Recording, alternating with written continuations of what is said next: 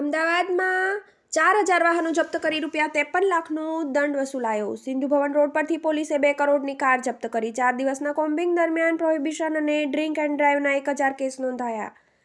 આગામી દિવસોમાં પણ કોમ્બિંગ ચાલુ રહેશે. અમદાવાદમાં શહેર પોલીસ દ્વારા છેલ્લા દિવસો દરમિયાન કરવામાં આવેલા કોમ્બિંગ દરમિયાન પોલીસે 4,000 વાહનો અલગ અલગ ગુના હેઠળ જપ્ત કરવાની સાથે 53 લાખનો દંડ વસૂલવામાં આવ્યો હતો. આ ઉપરાંત ડ્રિંક એન્ડ ડ્રાઈવ અને પ્રોહિબિશનના કુલ 1,000 કેસ નોંધવામાં આવ્યા હતા. તે સાથે એમવી એક્ટ અને ગુજરાત પોલીસ એક્ટ હેઠળ પણ કાર્યવાહી કરવામાં આવી હતી. ત્યારે આગામી દિવસોમાં પણ પોલીસ દ્વારા વાહન ચેકિંગ દરમિયાન ફેન્સી નંબર પ્લેટ, કાળા કાચ ધરાવતા વાહનોના ચાલકો વિરુદ્ધ કાર્યવાહી કરવામાં આવશે. અમદાવાદ પોલીસે શહેરના તમામ વિસ્તારોમાં વાહન ચેકિંગ અને મોટા પાયે કોમ્બિંગ કરવામાં આવી રહ્યું છે, જેમાં છેલ્લા 4 દિવસ દરમિયાન પોલીસે 82,503 જેટલા વાહનોની ચકાસણી કરીને 7,425 વાહન ચાલકોને મેમો આપીને ₹53 લાખ રૂપિયાનો દંડ વસૂલ્યો હતો. જ્યારે એમવી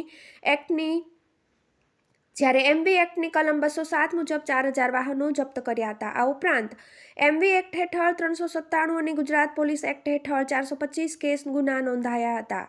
પોલીસે વાહન ચેકિંગ અને પેટ્રોલિંગ કરીને ડ્રિંક એન્ડ ડ્રાઈવ સહિત કુલ 1,000 ગુના નોંધ્યા હતા. તેમજ 350 લોકો વિરુદ્ધ અટકાયતી પગલાં ભરવામાં આવ્યા હતા. પોલીસે સિંધુ ભવન રોડ પરની ડ્રાઈવ દરમિયાન 2 કરોડ રૂપિયાની કિંમતની કાર સહિત 7થી વધુ લક્ઝરી કાર જપ્ત કરી હતી. આ અંગે પોલીસ અધિકારીએ જણાવ્યું કે પોલીસની કોમ્બિંગ અને વાહન ચેકિંગની ડ્રાઈવ આગામી દિવસોમાં પણ ચાલુ રહેશે, જેમાં સિંધુ ભવન રોડ, જજીસ બંગલો રોડ, શાહ આલમ, દાણી લીમડા, નારોલ, અમરાઈવાડી સહિતના વિસ્તારોમાં મુખ્યત્વે ટ્રાફિકના નિયમોમાં black film, fancy number plate, over speed જેવા ગુનાઓમાં કાર્યવાહી કરવા માટે સૂચના આપવામાં આવી છે. TV18 news, Ahmedabad.